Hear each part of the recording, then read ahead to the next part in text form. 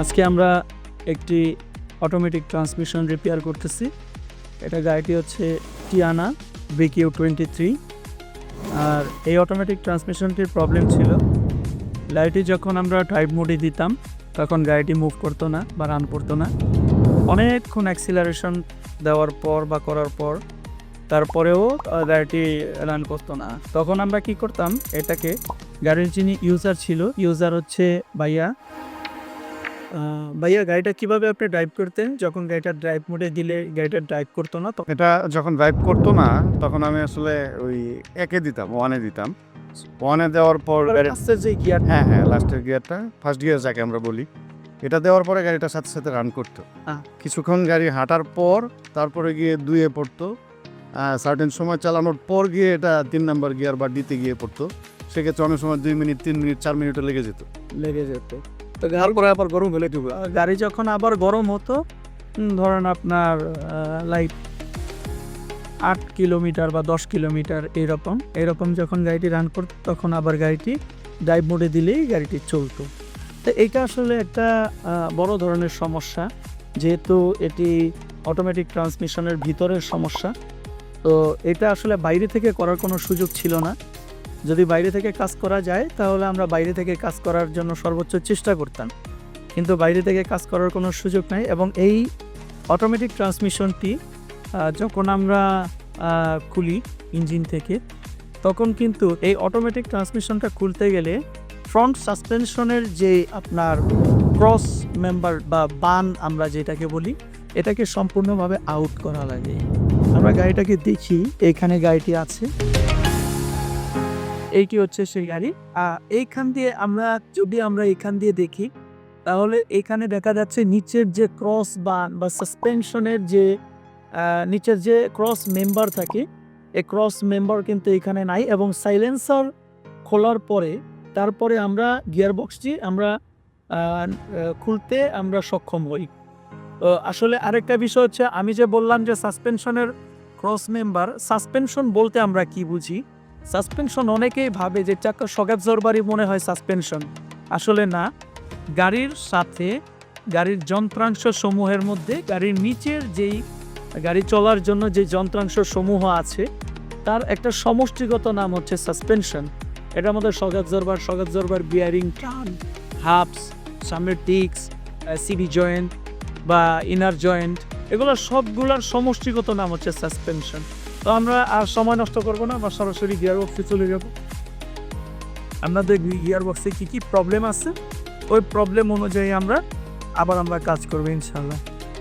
চেম্বারটি এখন খুলতেছি, এখন দেখা যাক চেম্বারের ভিতরে কি আছে।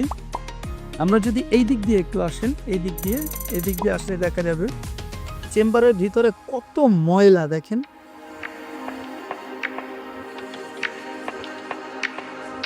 এই যে ম্যাগনেটটার মধ্যে কত ময়লা।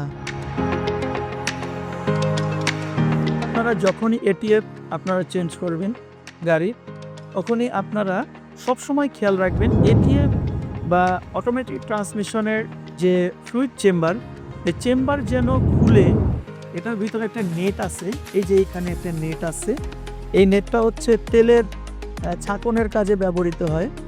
তো এই চেম্বার খুলে ওয়াশ না করে যদি আপনি অটোমেটিক ট্রান্সমিশন ফ্লুইডটা যদি আপনারা চেঞ্জ করেন, তাহলে আপনাদের ফ্রেশ ফ্লুইডও কিন্তু ঠিক এই রকম ময়লা এবং আবর্জনা এবং দেখতে কীরকম কালো হয়। আমি আরেকটা জিনিস দেখাচ্ছি, এইটাই হচ্ছে এই গিয়ারবক্সের ফ্লুইড।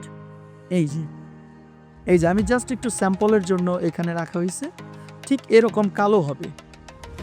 তো যখনই আমরা অটোমেটিক ট্রান্সমিশনের ফ্লুইড আমরা চেঞ্জ করব, তখনই মাথায় একটা জিনিস রাখবো, অটোমেটিক ট্রান্সমিশনের ফ্লুইড চেঞ্জ করার আগে অবশ্যই চেম্বার ওয়াশ করে দেন আমরা ফ্লুইডটা চেঞ্জ করব।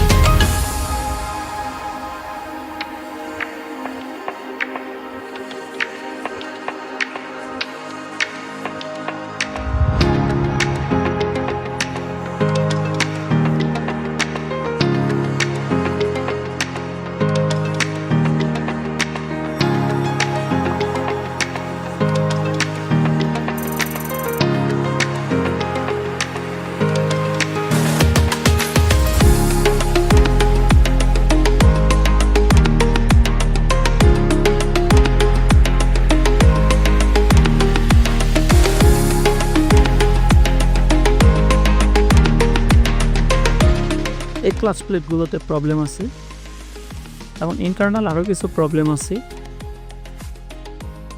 ওগুলো আমরা একটা একটা করে সমাধান করি এবং এই গিয়ারটিকে নতুনের মতো করে ফুল সার্ভিস করব। সার্ভিস করে ফ্রেশ প্রোডাক্টগুলো আমরা ইনস্টল করব, দেন আমরা গিয়ারটা গাড়িতে ফিটিং করি। তবে গিয়ারের যা কিছু সমস্যা আছে আমরা হাতে পেয়েছি এবং খারাপ মালামালগুলো এখানে রাখছি কিছু এবং এইখানে আছে কিছু।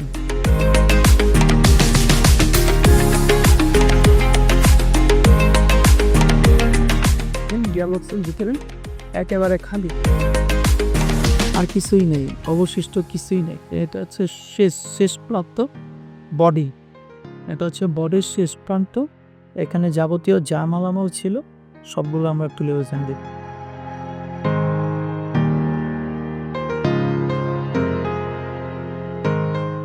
আরেকটা মজার বিষয় হচ্ছে এইখানে যেই ম্যাটেরিয়ালসগুলো সমস্যা হয়, এই গিয়ার বক্সটা কিন্তু এইভাবে থাকে না, এটা এইভাবে সোজা অবস্থায় থাকে। এটা থাকবে একদিকে পাশ। তো এইখানে যদি ক্যামেরাটা ধরি তাহলে দেখা যায় এইখানে যতগুলা ক্লাচের সেট আছে, প্রেসার সেট আছে, যতগুলো সিল সেট আছে, ক্লাচ বাটির অ্যালুমিনিয়ামের গুঁড়া এবং যাবতীয় ফাইবারের গুঁড়া যা কিছু এখান থেকে বের হয় বা নষ্ট বের হয়, ওগুলো কিন্তু এইখান দিয়ে বের হয়ে যায়। দেখেন, একটা জিনিস খেয়াল করলে বোঝা যায় আমরা চেম্বারে এতগুলো ময়লা কেন, কিভাবে আমরা পেলাম? এই ময়লাটা কি আগে থেকে ছিল? না, এই চেম্বারটা ঠিক এইভাবে ফিটিংস অবস্থা থাকে, এই যে ঠিক এইভাবে ফিটিং অবস্থায় থাকে চেম্বারটা। তাহলে এইখান দিয়ে ময়লাটা ঢুকে গিয়ার ঘূর্ণন অবস্থায় ময়লাটা কিন্তু ঠিক এই চেম্বারটার মধ্যে জমা হয়। এই কারণে আমি বারবার বলি যে যখনই আমরা এটিএফ আমরা চেঞ্জ করব তখন এই চেম্বারটা আমরা সার্ভিস করে দেন আমরা চেঞ্জ করব। এইখান দিয়ে দেখলে আরও ভালোভাবে বোঝা যায়, এই পাশ দিয়ে ঘুরে দেখলে আরও ভালোভাবে বোঝা যাবে যে এই ফাঁকাগুলো দিয়ে এই ময়লাগুলো এইখান দিয়ে পাস হয়ে এই চেম্বারের মধ্যে জমা হয়।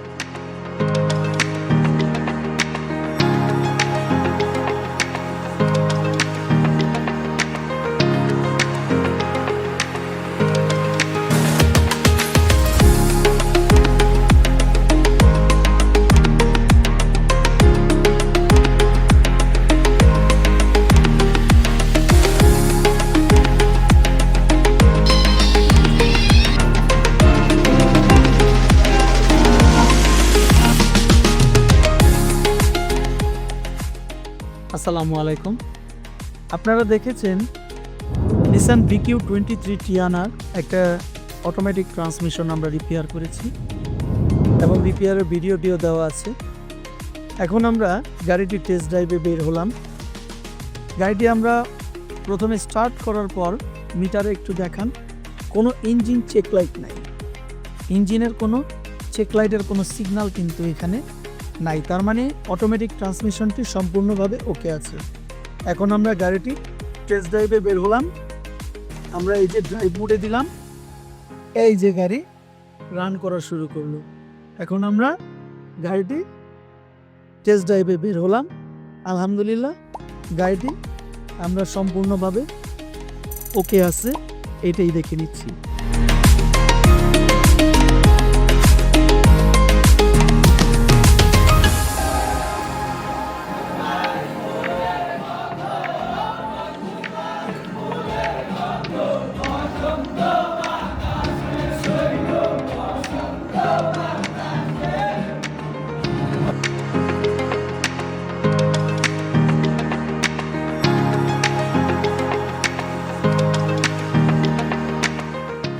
গিয়ার শিফটিং সম্পূর্ণভাবে পারফেক্ট আছে। 0 থেকে 20, 20 থেকে 40, 40 থেকে 60, 60 থেকে 90 এবং 100+ গিয়ার সম্পূর্ণভাবে রান করতেছে, ইঞ্জিনের শক্তিটাকে কাজে লাগাতে পারতেছে। এখন আমরা যেইভাবে মনে চাই এইভাবে আমরা টেস্ট ড্রাইভ দিব, কোনো ধরনের বাধাবন্ধকতা নাই। এখন রাত বাজে 1:24। আমরা এখন গাড়িটি টেস্ট ড্রাইভে বের হলাম। এখন আমরা আছি ঢাকা ক্যান্টনমেন্ট ইসিবি চত্বরের এখানে। আজকে সারা রাত শুধু টেস্ট ড্রাইভ করব, চিল হবে, মাস্তি হবে, জায়গায় জায়গায় দাঁড়াবো, চা খাবো, ঢাকার ফেমাস গভীর রাত্রে যেসব খাবার পাওয়া যায় এসব খাবো এবং শুধু ঘুরবো। এটাই আমাদের আজকের ডিউটি। Thank you.